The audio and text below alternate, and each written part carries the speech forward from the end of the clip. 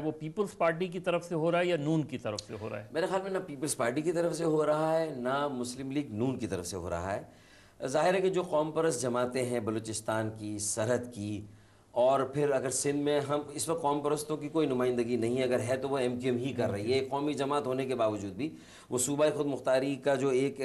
امنگ ہے جو پاکستان کے تمام صوبوں میں اور خاص طور پر چھوٹے صوبوں میں، تو اس کی ایک بھرپور نمائندگی ہم بھی کر رہے ہیں۔ ہم واحد جماعت ہے جس نے باقاعدہ 2007 میں بھی جب پرویز مشرف کے ہم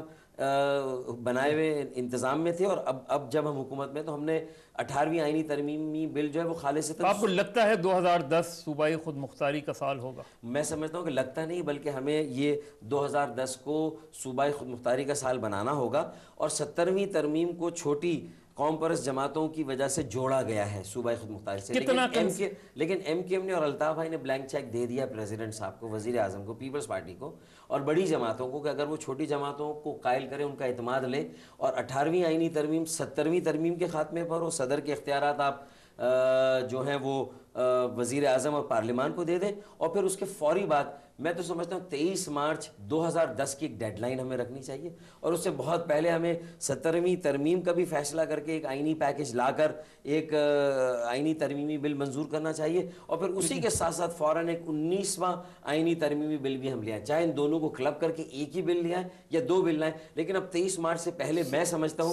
تاکہ یہ جو ڈیڈ لائنز تبصروں اور تجزیوں میں اور میڈیا میں اور کہیں نہ کہیں سے آتی ہے کہ اس حکومت کے دن گنے جا چکے ہیں، زرداری صاحب جا رہے ہیں، پریزیڈنٹ کا ڈاکٹر صاحب پریزیڈنٹ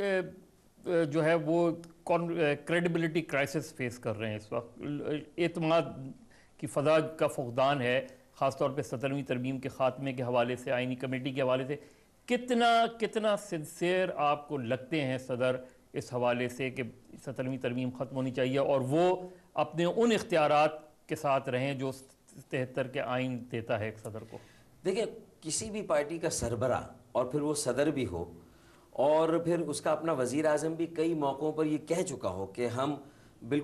کمیٹڈ ہیں اور ہم یہ 70ویں ترمیم کو ختم کریں گے اور صدر کے اختیارات واپس دیں گے وزیر اعظم کو اور پارلیمان کو، تو پھر مجھے ان کی کم از کم نیتوں میں مجھے کوئی حق نہیں ہے کہ میں اس پہ کوئی شک کروں۔ لیکن اب جتنا پریشر اپوزیشن کے پاس بھی تو سیاست کرنے کے لیے یہی آخری ایشو بچا ہے، تو آپ جتنا جلدی اس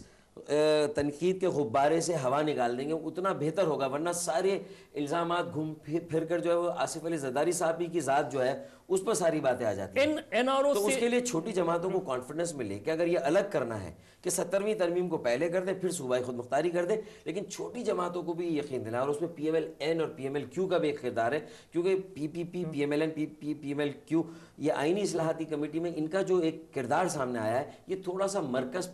پرست یا سینٹرک پارٹی کے طور پر ہے۔ ڈاکٹر صاحب ایک بریک پہ جائیں گے، اور بریک سے جب واپس آؤں گا تو میں یہ معلوم کرنا چاہوں گا کہ جو این آر او سے ایم کیو ایم کو ریلیف ملا اس کے حوالے سے، وہ آپ سمجھتے ہیں کہ وہ شاید وہ ریلیف لینا ایم کیو ایم کی غلطی تھی؟ اس پہ بات کریں گے ایک بریک کے بعد۔